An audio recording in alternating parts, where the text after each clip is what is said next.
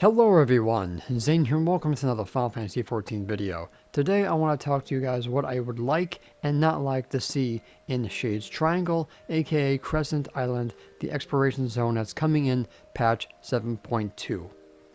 Now I'm not expecting this zone to pop up in the beginning patch. It's most likely going to come out in the 7.2x, so most likely 7.25, which probably will be sometime in May, maybe April. So don't expect that content to be out right immediately. So this is going to be taking content from Eureka and Bojza and adding it to Shades Triangle. As they say, they want to take the best of the pieces of the content from both areas and put them into one. So the first thing I don't want is ranks on my enemies. In Bojza we had rank 1, 2, 3, 4, 5, and then starred. The higher the rank is, the more stability that they had, so it would take you longer to rip them apart. Even with your metal buffs that you got Valor, which is basically your increase to damage. And then of course you have your magic and or physical aversion to the enemies. So Magitech had a magical aversion. So as long as you're using magic, they take increased damage.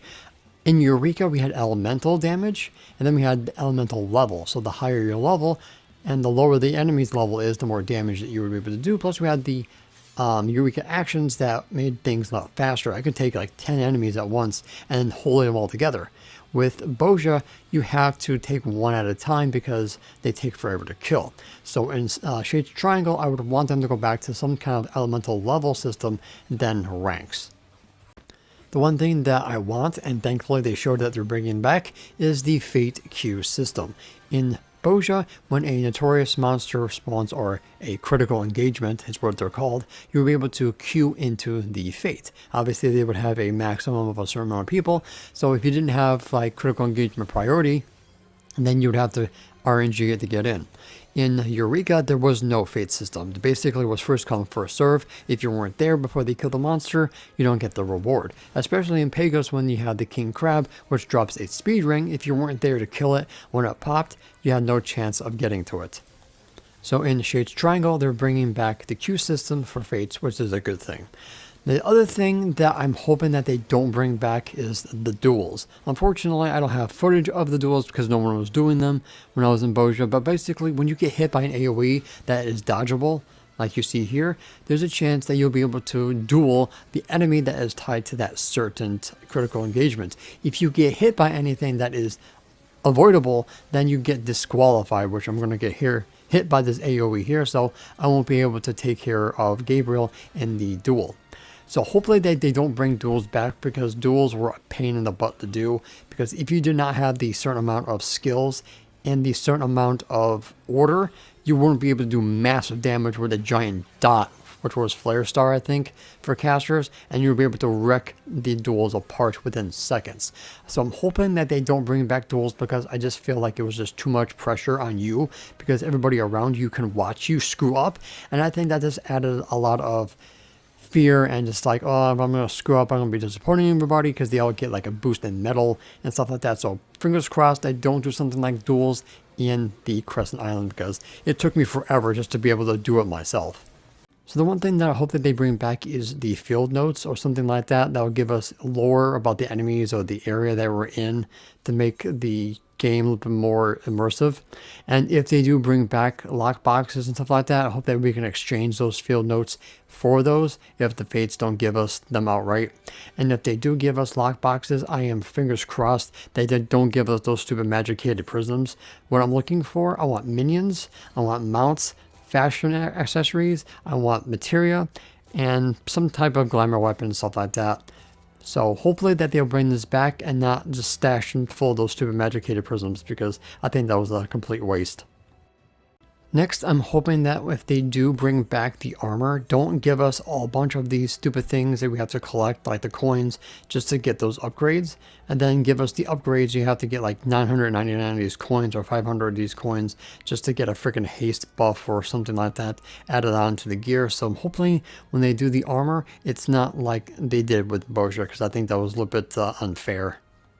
So the last thing I want them to re-add is the cluster system. This was a cool side content that you guys can do inside of bojza to get rewards that you can't get through other means like hairstyles, music, cards, and stuff like that. So hopefully they bring this back in some capacity in the Shades Triangle, because I thought it was a good addition. Now let's talk about what I want from Eureka. Now you already know what I want from Eureka, but unfortunately with the class system that we're going to be getting from Shades Triangle, most likely we're not going to be getting something like the Magia board that basically makes us overpowered. But as you can see here, I want the bunny fates to come back, because the bunny fates in Eureka was great content because you get 10,000, 25,000, or 100,000 gil, depending on what treasure that the bunny fates give you when you actually do their fates. Because the only fates that we ended up getting was in Pagos, Pyros, and then Hydados. And of course you get Poetics, and then I think you also get lock boxes as well, so you actually had something to do inside of Eureka when you're done with the story, the relic, and all that jazz. So once you're done with the bunny fate, and of course if you get gold, you get a carrot and of course a bunny chest. So like I said, you get 10,000 for bronze, 25,000 for silver, and 100,000 if you get a gold. Now the one thing with the gold chests is that they can drop a mount. There was the one in Pyros, and then one in Hydados, which was very sought after. So in Eureka, with the elemental levels, if you were 2 levels above them, then they wouldn't attack you. With bojza, it didn't matter what level you were, they were going to attack you regardless. That's one of the things why I loved Eureka so much, that you can just bypass all the enemies because they were too afraid to attack you.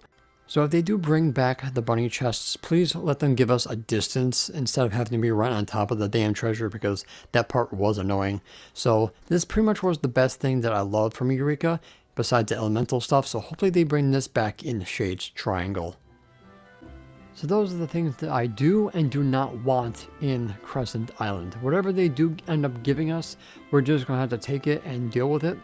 It doesn't really matter as long as we have content to do and the relic weapons are, you know, good and they're actually a grindy and have a time investment in it, and of course they look good. I really don't care what they do with Shades Triangle. I just want content to grind, and hopefully the community will also enjoy it like I'm most likely going to be enjoying it myself. So alright guys, so that's pretty much going to be it for this video. Thank you guys so much for watching. Don't forget to check out the rest of my channel for more Final Fantasy XIV content, and I will see you guys in the next one.